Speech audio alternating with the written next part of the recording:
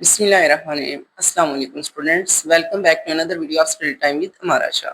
कैसे हैं आप सब? मैं उम्मीद करती हूँ कि आप सब ठीक होंगे और आप सबकी दुआओं की वजह से अल्लाह का शुक्र है मैं भी काफ़ी बेहतर हूँ। तो आप लोगों ने प्रीवियस लेक्चर में एरर्स पढ़े थे और कितने किस्म के एरर होते हैं, 3 किस्म के होते हैं, वो आप लोगों ने पढ़ा था। आज का जो हमारा लेक्चर है वो इस चैप्टर को एंड कर देगा इंशाल्लाह। इस चैप्टर के एंड तक हमने जितने भी शॉर्ट क्वेश्चन किए हुए हैं मैं दोबारा एक दफ़ा आप लोगों को रिवाइज करवा दूंगी और इसके अलावा आज के लेक्चर में छोटे छोटे से शॉर्ट क्वेश्चन हैं और एक लॉन्ग क्वेश्चन भी इंशाल्लाह आएगा, वो भी आप लोगों को अच्छी तरह समझाऊंगी, आपको समझ आ जाएगी। तो अब हम स्टार्ट करते हैं अपने लेक्चर को। लेक्चर की स्टार्ट पे है अनसर्टनिटी इन अ मेजरमेंट। बेटा अनसर्टनिटी का मतलब क्या होता है? बेयकीनी, यानी श्योर नहीं होता बंदा, ठीक है। जैसे हम कुछ रीडिंग्स लेते हैं तो हम उसके बारे में श्योर नहीं होते कि हमारी रीडिंग सही आ रही है या गलत आ रही है, ठीक है। तो वो हो जाती है अनसर्टनिटी। ओके, अब आपको समझ आ गया होगा कि ये है भी रीडिंग्स के बारे में ही है, क्योंकि आगे लिखा भी हुआ है मेजरमेंट्स। तो मेजरमेंट का मतलब होता है कि आपकी रीडिंग के हवाले से ही ये है। ओके, तो आप लोगों को अनसर्टनिटी के बारे में तो मतलब समझ आ गई होगी कि बेयकीनी है। अब जब आप मेजरमेंट लेते हैं, वर्नियर कैलिपर से लें, स्क्रू गेज से लें या आप स्केल से लें, आपको फिर भी थोड़ा बहुत यही होता है कि शायद हमारी रीडिंग सही नहीं आई, ठीक है। कुछ ना कुछ इंसान के ज़हन में ये आ रहा होता है कि शायद हमारी रीडिंग कोई गलत ना हो, किसी और स्टूडेंट की सही होगी।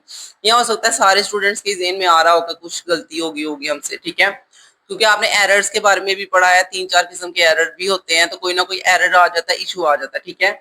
तो ये भी वही है, आपने इससे में ज्यादा कुछ याद नहीं करना, जो याद करने वाला है वो मैं आपको बताती जाती हूँ, साथ मार्क करती जाती हूँ, आपने उसी को याद करना है। इसके अलावा इसमें थोड़ी बहुत अंडरस्टैंडिंग है वो आपको समझा देती हूँ, ठीक है। ये पेपर के पॉइंट ऑफ व्यू में एज अ शॉर्ट ही आएगा, लॉन्ग एड नहीं है। Okay, uncertainty in a measurement, there is no such thing as a perfect measurement. कहता है कोई भी ऐसी चीज नहीं होती जिसकी हम परफेक्ट मेजरमेंट कर सकते हैं, ठीक है। हम इंसान है, हमसे गलतियां हो ही जाती हैं। Okay, whenever a physical quantity is measure, कहता है जब भी कोई फिजिकल क्वांटिटी को आप मेजर करते हो, जैसे लेंथ, मास, टेम्परेचर वगैरह, एक्सेप्ट काउंटिंग, काउंटिंग जो 1 2 3 वाली काउंटिंग है ना, उसके अलावा जो है there is inevitably some uncertainty about its determined value. कहता है कुछ ना कुछ ऐसी अनसर्टनिटी आ जाती है जिसके बारे में हम मेजर नहीं कर पा रहे होते, हमसे मिस्टेक हो जाती है। जैसे पॉइंट के बाद वाले नंबर होते हैं, आपको पता है इतने ज्यादा नंबर चलते जाते हैं, आपने रियल नंबर भी पढ़ा है मैथ में। तो उसमें जब आ जाते हैं वो इनफाइनाइट और फाइनाइट नंबर्स के बारे में आपको पता होगा, तो जब इनफाइनाइट नंबर आ जाते हैं तो वो चलते जाते हैं, हमें नहीं पता उनका एंड पॉइंट क्या है। तो वो भी अनसर्टनिटी होती है, उसका भी हमें श्योर नहीं होता कि ये सही है या नहीं, कहाँ पे एंड हो रहा है इसका, ठीक है। Due to the some instruments, तो कुछ ऐसे इंस्ट्रूमेंट्स होते हैं जिनकी वजह से हमें बेयकीनी पैदा हो जाती है कि हमारा आंसर सही है या नहीं। जैसे आपको पता है, आप अगर स्केल से रीडिंग लेते हो तो स्केल से रीडिंग लेने की बजाय अगर आप वर्नियर कैलिपर से लोगे तो वो ज्यादा बेहतर है स्केल की निस्बत। इसी तरह जो बच्चे वर्नियर कैलिपर से ले रहे होंगे उनके ज़हन में आएगा हम स्क्रू गेज से लेंगे तो वो ज्यादा बेहतर है, क्योंकि उसका लीस्ट काउंट ज्यादा अच्छा है। इसके अलावा जो स्क्रू गेज से ले रहे हैं उनको अब ये होता है शायद इससे भी अच्छे इंस्ट्रूमेंट आगे हो, तो वो अगर हम उनसे रीडिंग लेंगे तो हमारी ज्यादा अच्छी रीडिंग आ जाएगी। जैसे डिजिटल इंस्ट्रूमेंट्स आ गए हुए हैं, तो इस वजह से आप लोगों के जहन में ये बातें आती रहती हैं। ओके, अब ये नीचे वाला पैराग्राफ जो सारा मतलब इसने लिखा हुआ है, इसमें आप लोगों को सिर्फ यही बताया गया है कि उसने लेंथ मेजर की है एक चीज की, तो वो जो लेंथ मेजर कर रहा है उसमें उसका डिफरेंस आ रहा है एक आध पॉइंट का, ठीक है।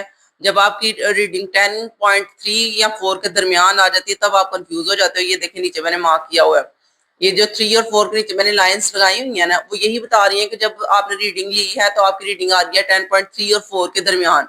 जैसे आप स्केल के ऊपर करते हो तो दो चीजों के दरमियान अगर रीडिंग आ जाती है, दो लाइंस के दरमियान रीडिंग आ जाती है, तो आप नॉट श्योर हो जाती है कि पता नहीं इसका आंसर 10.3 होगा या 10.4 होगा। तो ये जो कंफ्यूजन होती है ना दो नंबर्स के दरमियान की, कौन सी लाइन हम सही समझे, ये वाली लाइन है या ये वाली लाइन है, तो ये जो कंफ्यूजन होती है उसी को अनसर्टेनिटी कहते हैं, ठीक है।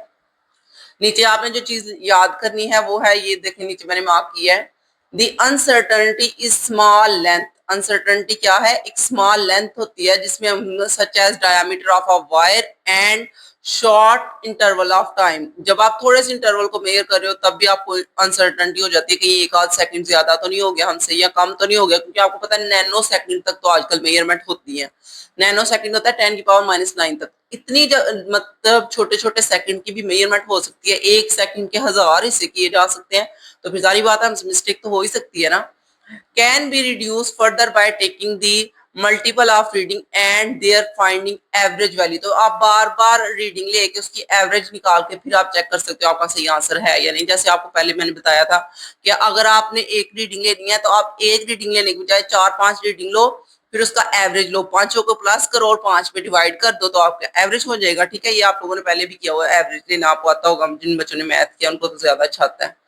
अच्छा जी, ये नीचे वाला पॉइंट है, ये भी आपने याद करना है, मतलब कि याद ना करना, सिर्फ समझ लेना। ये वाला आपने याद करना है यहाँ तक, लेकिन ये वाली जो लाइन है इसको सिर्फ समझना, याद नहीं करना। ठीक है, दी अनसर्टनिटी और एक्यूरेसी कहता है जब बेयकीनी हो जाए या हमें यकीन हो, ये दोनों चीजें जो होती हैं, इन दी वैल्यू ऑफ मेजर्ड क्वांटिटी, जब कोई आप क्वांटिटी को मेजर कर रहे हो, can be indicated conveniently by using this significant figure. तो ये अगर आपको कभी कभी बेयकीनी हो जाती है या कभी आपको यकीन होता है कि आपका आंसर सही है, तो ये चीजें आप लोग चेक कर सकते हैं सिग्निफिकेंट फिगर की मदद से।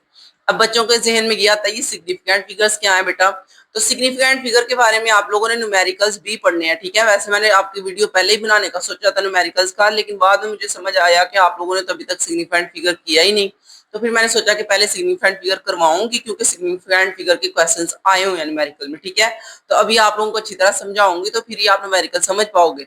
इसलिए फिर मैंने वीडियो नहीं बनाई, मैंने स्टॉप कर दी। मैंने कहा नहीं, अभी नहीं, सिग्निफिकेंट फिगर पहले इनको याद करवाती हूँ बच्चों को, फिर आगे जाके इंशाल्लाह इनको जो है ना न्यूमेरिकल करवाऊंगी। ठीक है, इसी तरह कुछ बच्चों के मुझे मैसेजेस आना भी शुरू हो गए कि मैम आप चैप्टर 2 भी स्टार्ट कर ले, तो मैंने सोचा कि आज इसको वाइंड अप करते हैं, खत्म करते हैं, और कल के लेक्चर में इंशाल्लाह फिर मैं आपको इनके शॉर्ट क्वेश्चन और न्यूमेरिकल इकट्ठे ही अपलोड कर दूंगी, ताकि ये बच्चे जो है इजीली इसको कर सकें।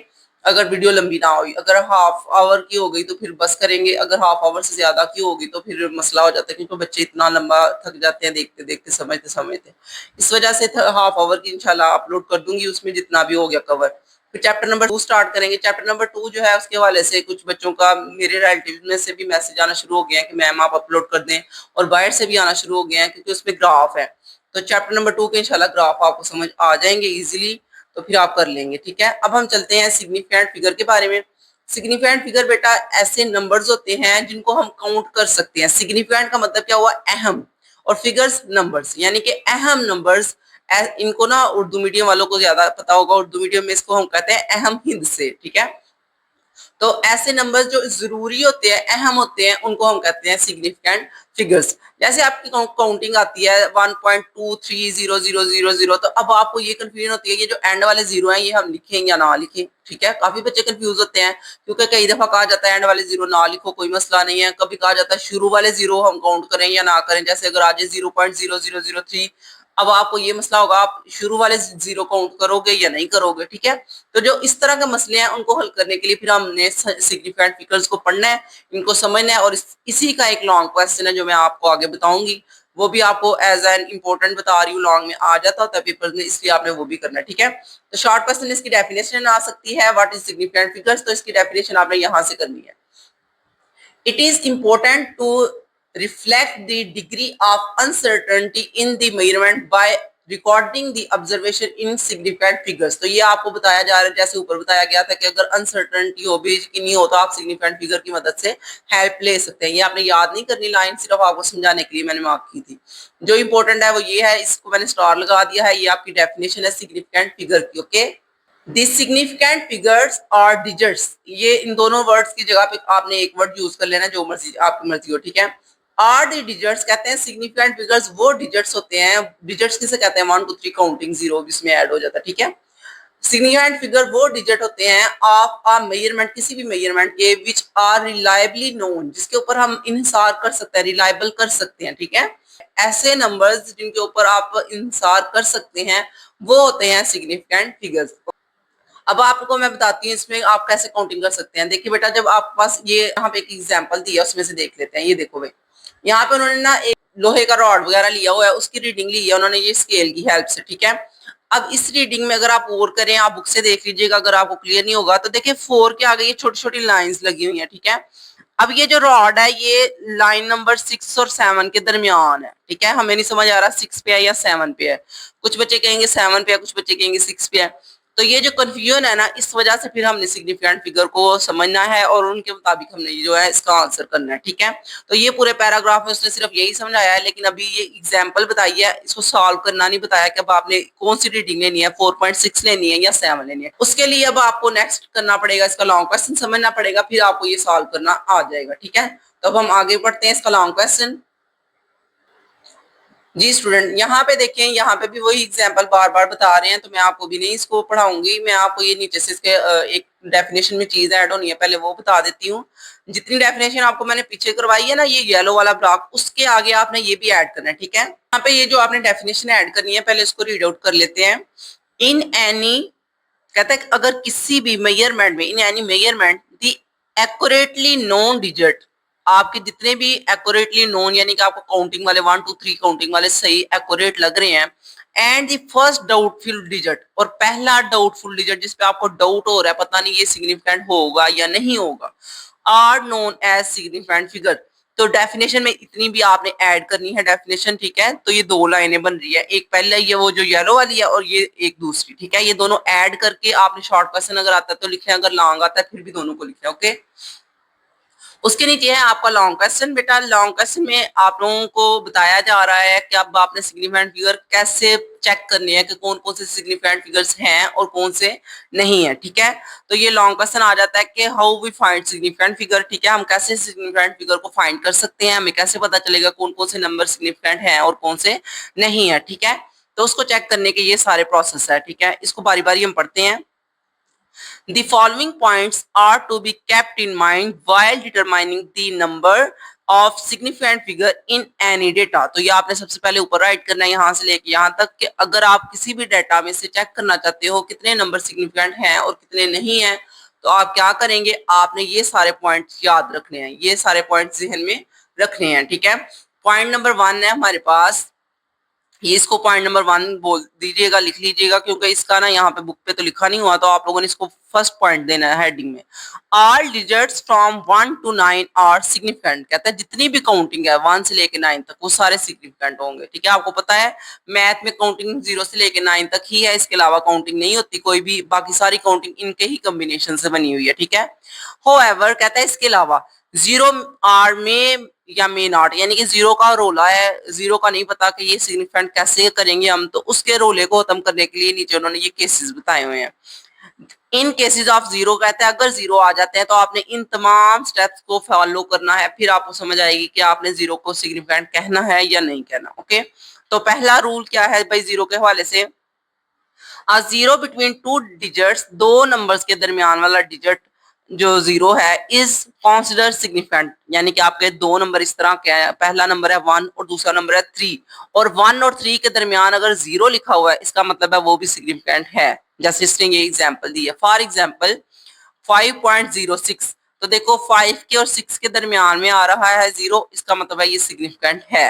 इसमें क्या है, The number of significant figures are 3, तो टोटल कितने सिग्निफिकेंट फिगर हुए, एक तो 5 और 6 तो मस्ट है ना, क्योंकि ये दोनों नॉन जीरो है। और ये जो 0 की बात है, अगर ये दो नॉन जीरो के दरमियान हो तो इसका मतलब है ये भी सिग्निफिकेंट है, ओके। अब नीचे देखिए सेकंड वाला जो इसका उन्होंने बताया हुआ है रूल, वो क्या है, 0 ऑन दी लेफ्ट साइड, कहता है लेफ्ट साइड, इस तरफ लेफ्ट साइड पे जो 0 होते हैं, can be measure the value are not significant, किसी भी वैल्यू में जो यहाँ पे 0 आएंगे ना इस साइड पे लेफ्ट साइड पे, उनको हमने मेजर नहीं करना। इसका मतलब है इसके सिग्निफिकेंट फिगर कितने हैं, 2 हैं, 3 और 4 सिर्फ 2 हैं, ओके। फॉर एग्जांपल ये एग्जांपल है, the number of significant figures are 2, क्योंकि ये आगे वाले 0 हमने काउंट बिल्कुल भी नहीं करने, ओके। तो नेक्स्ट है हमारे पास नीचे 0 on the right side of a decimal are consider significant, जो राइट साइड पे होते हैं, ये जैसे एंड पे लिखा हुआ है ये राइट साइड हुआ ना हमारा, तो ये वाला आपने कंसीडर करना है, ये सिग्निफिकेंट है। तो इसमें टोटल कितने हो गए, इसमें 3 है, 1 2 3, ओके। 0 अगर लेफ्ट साइड पे है तो बिल्कुल भी काउंट नहीं करने, अगर राइट साइड पे है तो फिर आपने इनको काउंट करना है, ओके। और अगर दो नंबर के दरमियान आ रहे हैं, दो नॉन जीरो नंबर के दरमियान, तो फिर भी आपने उसको काउंट करना है, ओके। अब काउंटिंग कर लीजिएगा, इन्होंने ABC लिखा तो आप ABC ना लिखिएगा, आप काउंटिंग में 1 2 3 लिखिएगा, ठीक है। If numbers are recorded in significant notation, आपने सिग्निफिकेंट नोटेशन पढ़ा हुआ है जिसमें 10 की पावर में लिखते हैं हम। तो उसने कहा है अगर 10 की पावर में है आप लोगों का कोई भी क्वेश्चन का जो आंसर आया है, कोई भी रीडिंग आई है, then all the digits before the exponent, exponent कहते हैं पावर को, इंडिसेस जिसे हम कहते हैं, इनके 3 नाम है, आपको मैंने मैथ में भी बताया हुआ है। तो अगर पावर वाला है कोई भी क्वेश्चन आ गया है तो जो पावर से पहले पहले वाले नंबर हैं वो सारे सिग्निफिकेंट होंगे। फॉर एग्जांपल ये उसने एग्जांपल दी है 3.50 मल्टीप्लाई 10 की पावर 4। अब देखो ये जो पावर से पहले वाले ये सारे नंबर है ये आपने काउंट कर लेने हैं, ठीक है। तो 3.50 ये 3 नंबर आपके सिग्निफिकेंट होंगे। The significant figures are 3। आपको समझ आ गई है। अच्छा, ये जो लॉन्ग क्वेश्चन था ये बहुत इंपॉर्टेंट है क्योंकि सिग्निफिकेंट फिगर के बारे में शॉर्ट क्वेश्चन आने हैं, एमसीक्यूज आने हैं और इसके अलावा ये न्यूमेरिकल्स में भी है। तो ये इसलिए इंपॉर्टेंट है क्योंकि ये तीनों जगह पे अप्लाई हो रहे हैं, ठीक है। इनके एमसीक्यूज भी बन जाते हैं, इनके शॉर्ट क्वेश्चन भी बन जाते हैं और इनके लॉन्ग में भी आ जाता है, ठीक है। ये खुद ही एक लॉन्ग है, ठीक है। अब इसके नीचे देखें, इसके नीचे क्विज बना हुआ है, वो क्विज मैं आपको सॉल्व करके बता देती हूँ। लिखा हुआ नहीं बताऊंगी क्योंकि आप खुद लिखेंगे ताकि आपको अच्छी प्रैक्टिस हो, ओके। अब यहाँ पे देखिए how many significant figures are there in each of the following. तो बस आपने बताना है इसमें कितने कितने सिग्निफिकेंट फिगर्स होते हैं। पहले में देखिए बेटा, उसने अभी आपको समझाया था एंड वाले पॉइंट में कि अगर एक्सपोनेंट की फॉर्म में है तो एक्सपोनेंट से पहले वाले सारे सिग्निफिकेंट होंगे। ये हम अभी अभी पढ़ के आए हैं, ठीक है। अब आप में बताएं इसमें कितने हैं, 1 2 3, ठीक है, इसमें 3 है। उसी तरह इसमें देखें भाई, इसमें सारे ही नॉन जीरो है, इसका मतलब भाई सारे काउंट होंगे, 1 2 3, इसमें भी 3 है।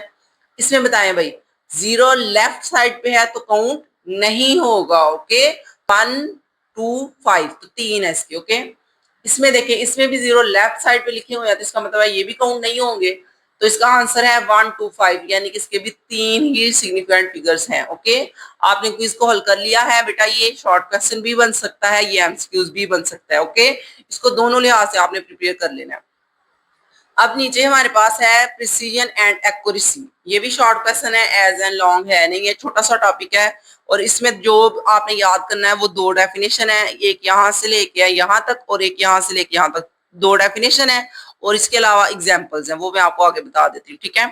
तो शॉर्ट क्वेश्चन में आपको इसमें प्रिसीजन का मतलब बता देती हूँ बेटा। प्रिसीजन का मतलब होता है कि जब आप 2-3 रीडिंग लेते हो, ठीक है, अब आपकी जो एक्यूरेट वैल्यू है वो लेट्स सपोज आपकी है 1.5, ओके, ये आपकी एक्यूरेट वैल्यू है। तो अब आप क्या करेंगे, आपने एक्यूरेट वैल्यू के पास पास अपनी रीडिंग लेने की कोशिश की है। किसी की रीडिंग आई है 0.5, किसी की आई है 0.6, किसी की आई है 0.7। तो ये तीनों रीडिंग्स जो आई हैं आपकी, ये तीनों रीडिंग एक दूसरे के करीब करीब है, लेकिन बिल्कुल भी ये एक्यूरेट वैल्यू के पास नहीं है, बस एक दूसरे के पास पास है। तो हम कहेंगे ये प्रिसीजन हुई, ठीक है, ये तीनों रीडिंग प्रिसीजन में आ रही हैं। लेकिन एक्यूरेसी का मतलब ये होता है कि अगर आपकी रीडिंग 1.5 थी तो जो आपका आंसर आया वो 1.5 के करीब करीब आया, इसका मतलब है आपका आंसर होगा 1.3 या 1.4 या 1.2, इस तरह के आपके आंसर होंगे।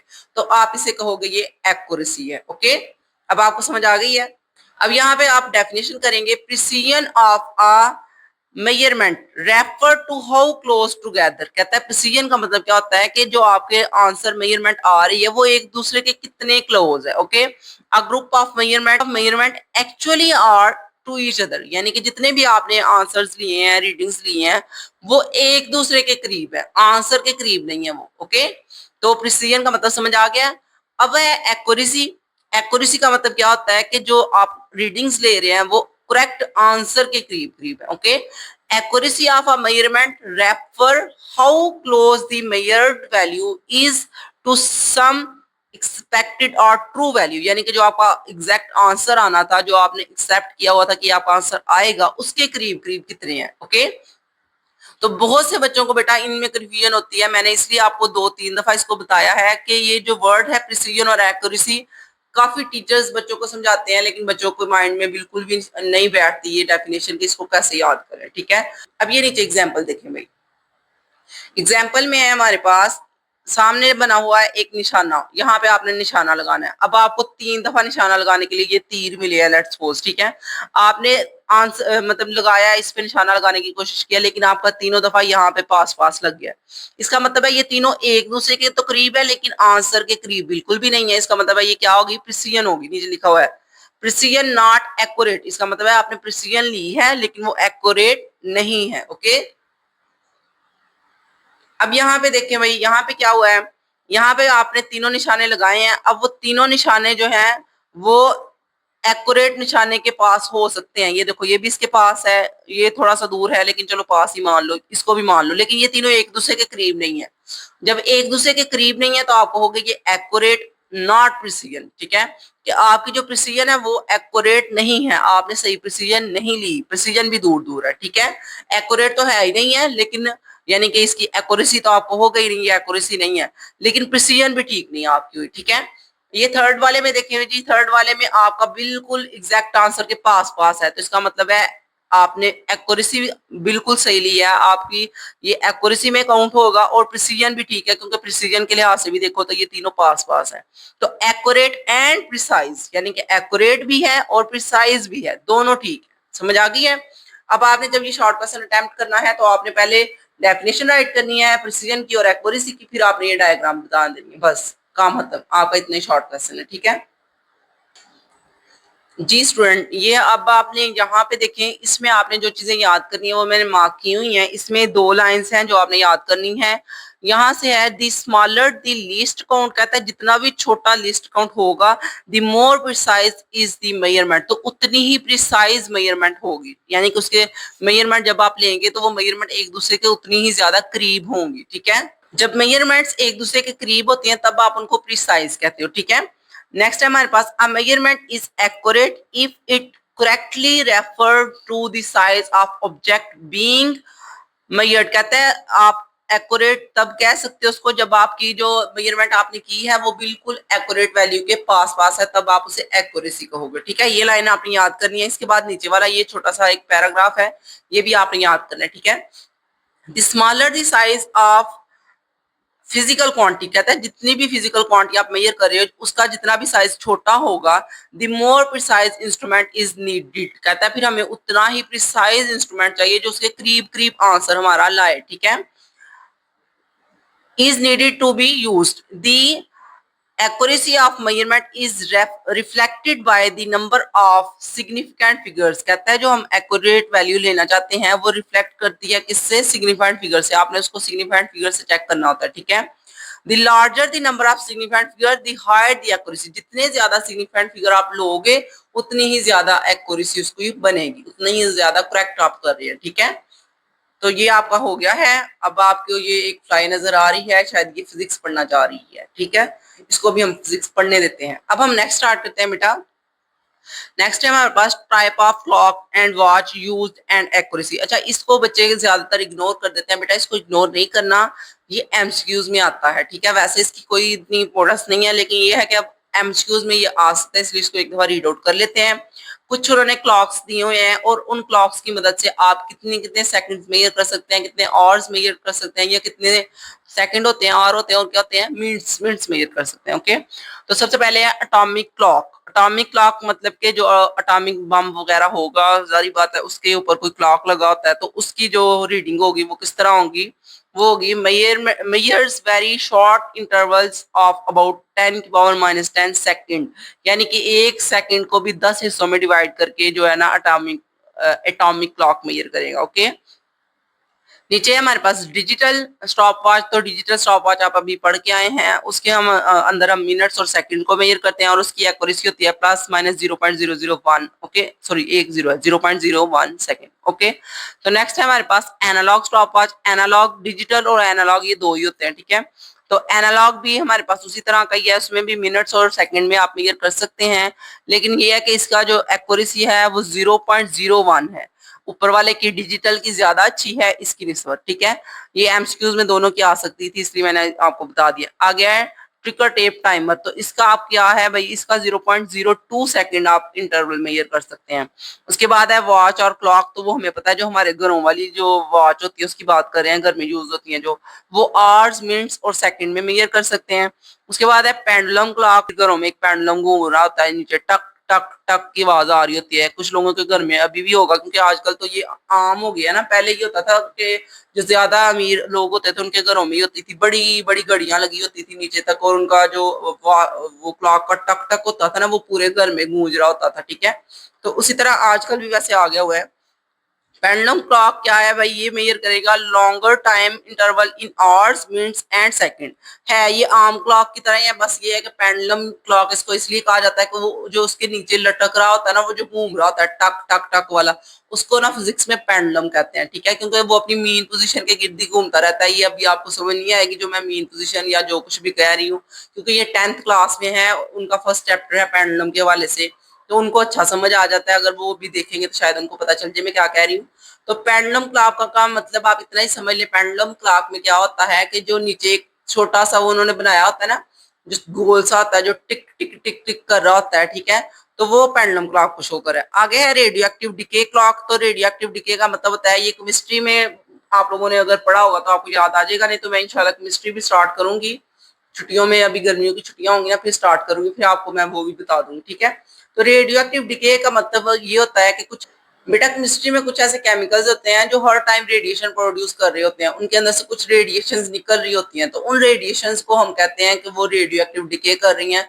कुछ हजार सालों तक उनके अंदर से रेडिएशन निकलती रहेंगी, फिर आहिस्ता आहिस्ता आहिस्ता आहिस्ता खत्म हो जाएंगी, ठीक है। तो वो जो है वो ईयर्स में मेजर करेगा, क्योंकि उसमें सालों लग जाते हैं, ठीक है, इसलिए हमें वो क्लॉक वो चाहिए जो सालों में मेजरमेंट करे। ओके, थाउजेंड ऑफ ईयर्स, ये नीचे भी लिखा हुआ है thousands of year go. Okay, अब इसके बाद आप लोगों का नेक्स्ट शॉर्ट क्वेश्चन आ रहा है, वो है राउंड ऑफ का। ये इतना इंपॉर्टेंट नहीं है, लेकिन ये है कि फिर भी इसको आप कर लें, आप लोगों को हो सकता है कि अगर कभी पूछ ले तो आप लोग बता दीजिएगा। इसमें आप लोगों ने करना क्या है, ये यहाँ से लेके यहाँ तक आपने याद करना है। उसमें है if the last digit is more than 5, अगर आपके पास आखिरी नंबर 5 से बड़ा हो, दी रिटेन डिजिट इज इंक्रीज, तो उससे पहले वाला जो डिजिट होगा आप उसको इंक्रीज कर दोगे by 1, and is less than 5, अगर 5 से छोटा हो तो इज रिटेन एज सच, तो फिर आप उसको वैसे ही छोड़ दोगे जैसे वो पहले था। ओके, तो ये आपने याद कर लेना है। इसको समझा देती हूँ कि इसका उसने बोला क्या, इसमें कहना क्या चाह रहा है, ठीक है। राउंड ऑफ 2 डिजिट, यानी कि आपने 2 नंबर तक राउंड ऑफ करना है। 2 नंबर क्या है भाई, ये है 2 नंबर, 2 और 5, यहाँ पे 2 नंबर एंड हो गए, यहाँ तक आपने राउंड ऑफ करना था। अब इस आखिरी नंबर से पहले वाला जो अगला नंबर आ रहा है उसको देखो, वो क्या है, वो 1 है। इसका मतलब है ये 5 नहीं है, ना ही 5 से बड़ा है, तो इसका मतलब है कि आप इसमें पिछले नंबर में ऐड नहीं कर सकते, आप सिर्फ 2 5 ही लिखेंगे अपने आंसर में, ठीक है। तो ये देखिए उसने आंसर में लिखा है 2.5 × 10⁻³ मीटर्स। ओके, तो नेक्स्ट देखें भाई, नीचे वाले में देखें, नीचे वाले में क्या हो रहा है, नीचे वाले में उसने बोला 3 डिजिट तक आपने राउंड ऑफ करना है, तो इसका मतलब है आप काउंट करें 1 2 3, यहाँ तक आप राउंड ऑफ करेंगे, ठीक है। इसके अगले नंबर को चेक करें, वो क्या है भाई, वो है 6, तो आप पिछले में ऐड कर सकते हैं क्योंकि ये बड़ा नंबर है, ठीक है। तो आप एक ऐड कर लेंगे इसमें, तो ये आ जाएगा 6, 5 की जगह पे क्या आएगा 6, तो ये देखिए 3.46 × 10⁻⁴ kg। जिन बच्चों ने मैथ समझा हुआ है उन बच्चों को भी समझ आ जाएगी राउंड ऑफ की। अगर आप लोगों को राउंड ऑफ करना नहीं आता होगा तो आप ये वीडियो देखिएगा, आपको इंशाल्लाह समझ आ जाएगी, ठीक है। अभी आपको कुछ एग्जांपल करवाती हूँ तो आपको मजीद अच्छा समझ आ जाएगा राउंड ऑफ का। अच्छा बेटा देखिए, एग्जाम्पल करने से पहले ये नीचे उन्होंने ना कुछ पॉइंट अब ऐड किए हैं राउंड ऑफ में, ये पहले नहीं थे होते, और इनको इतना वैलिड भी अभी नहीं माना जा रहा, बस इसको आप समझ लें, पढ़ लें, इतना वैलिड नहीं है ये अभी, क्योंकि काफी ज्यादा टीचर से मैंने डिस्कशन की थी, तो वो जरा इसको जो है ना अभी रोले में ही रख रहे हैं, तो आप लोग बस इसको देख लें। If the numbers before the 5 is odd, कहते हैं अगर आपका नंबर 5 से जो बिफोर है, पहले आ रहा है, अगर वो ऑड है, then 1 is added to the last digit retain, तो आप एक उसमें ऐड कर लोगे, ठीक है। अगर आपका ऑड नंबर है तो एक ऐड करोगे, अगर इवन है तो नहीं ऐड करोगे, ठीक है। If the number before 5 is even then remain the same, तो आप उसमें ऐड नहीं करोगे। जैसे आप इसकी बात करो तो ये 6 है, आप 2 डिजिट तक राउंड ऑफ करना चाहते हो 3.4 तक, ठीक है। तो ये 6 है, ये मतलब है कि 5 से बड़ा है, आप पिछले में ऐड कर सकते हो, लेकिन ये जो पिछला नंबर है वो है 4, तो वो इवन है, तो इसका मतलब आप ऐड नहीं करोगे, ये वो कहना चाह रहे हैं, ठीक है। लेकिन ये इतना वैलिड नहीं माना जाता, क्योंकि अभी तक राउंड ऑफ करने का वही तरीका माना जाता है कि आपने ऐड करना होता है, हर लिहाज से करना है, अगर 5 से बड़ा है या 5 है तो आपने ऐड करना ही करना है। ये इवन ऑड वाला जो कंसेप्ट है ये अभी आया है, अब देखते हैं ये कब तक चलता है या नहीं चलता, ठीक है। अच्छा नेक्स्ट है हमारे पास ये राउंड ऑफ की कुछ एग्जांपल्स हैं, ये देख लें और फिर हमारा इंशाल्लाह ये चैप्टर वाइंड अप हो जाएगा, खत्म हो जाएगा। नेक्स्ट आपको शॉर्ट क्वेश्चन समझाऊंगी नेक्स्ट वाले लेक्चर में, ठीक है। तो राउंड ऑफ का क्या है जी, राउंड ऑफ 2 डिजिट, 2 आपने करने हैं। इसमें देखिए 4 और 4 हो गया, ये 2 डिजिट हो गए। अब इसके आगे लिखा हुआ है 5, तो 5 है, इसका मतलब है ये पिछले नंबर में एक ऐड आप कर सकते हैं, ठीक है।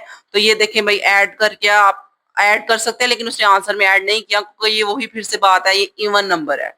तो अगर आपका इवन नंबर है पिछला तो आप ऐड नहीं करेंगे, आपका आंसर रहेगा 4.4 मीटर 10⁻² मीटर। ओके, और ये जो अगला है राउंड ऑफ 2 डिजिट, तो इसमें अब ऑड नंबर आ गया तो अब आप ऐड कर लोगे, ठीक है। तो 4.6 मीटर 10⁻² मीटर्स डन हो गया। ये ऑड इवन वाला ये आप लोगों ने अब करना है क्योंकि ये आपके क्वेश्चंस में वो अटेम्प्ट कर रहा है इसको, ठीक है। लेकिन नेक्स्ट इसका देखते हैं ये कब तक आगे इसको चलाते हैं या क्या करते हैं इसमें। Some time logic is applied to decide the faith of digits, कहता है कुछ लॉजिक्स होती हैं जो डिजिट्स के ऊपर अप्लाई की जाती हैं। If we round to two significant figure, कहता है जब हमने two significant figure round off करने होते हैं देन आप क्या करते हैं, आपका आंसर आएगा 4.452 है, तो आपने दो करने हैं 4.4 तक। अब आप ये देखें, अब उसने कर दिया राउंड ऑफ 4.5 मीटर 10⁻² मीटर, देखे ना। अब ये होगी ना मिस्टेक यहाँ पे, ऊपर वाले में उसने राउंड ऑफ नहीं था किया, यहाँ पे जब 2 डिजिट तक करना था उसने 5 में ऐड इसमें नहीं किया, एक 4 ही रहने दिया, लेकिन यहाँ पे उसने ऐड कर दिया हुआ है। तो since 4.452 multiplied 10⁻² meter is more closer to 4.5 multiplied 10⁻² meters than 4.4 multiplied 10⁻² meters। तो वो ये बार बार वही बात कर रहे हैं। अब आप लोग इसको इवन ऑड वाले कंसेप्ट से ही कीजिएगा ताकि आपको ज्यादा अच्छी समझ आ जाए, ठीक है। तो नेक्स्ट हमारे पास कुछ की पॉइंट्स होते हैं। बेटा ये की पॉइंट्स आपने सारे रीड आउट करने हैं क्योंकि इसमें कुछ डेफिनेशन आ रही है। ये देखिए मैंने कुछ सर्कल्स किए हुए हैं डेफिनेशन के ऊपर। ये शायद लीस्ट काउंट की है, ये वर्नियर कैलिपर की है और ये स्क्रू गेज की है। इसी तरह आप जब बाकी सारे रीड आउट करोगे तो आपको चैप्टर की भी समझ आ जाएगी, एक दफा चैप्टर रिवाइज भी हो जाएगा और आप लोग जो है ना वो कुछ डेफिनेशन भी होंगी वो भी आप याद कर लेंगे, ठीक है। अब ये चैप्टर खत्म हो चुका है बेटा। अगर आपको लेक्चर समझ आ चुका है तो आप लोगों ने चैनल को सब्सक्राइब कर देना है, लाइक कर देना है और अपने साथ वाले कलीग्स में भी शेयर करें, ठीक है। अपनी क्लास वो भी मेरे लेक्चर्स को देखा करेंगे, ठीक है, ताकि उनको भी अच्छी तरह समझ आए। तो मिलते हैं अपनी नेक्स्ट वीडियो में। अल्लाह हाफिज।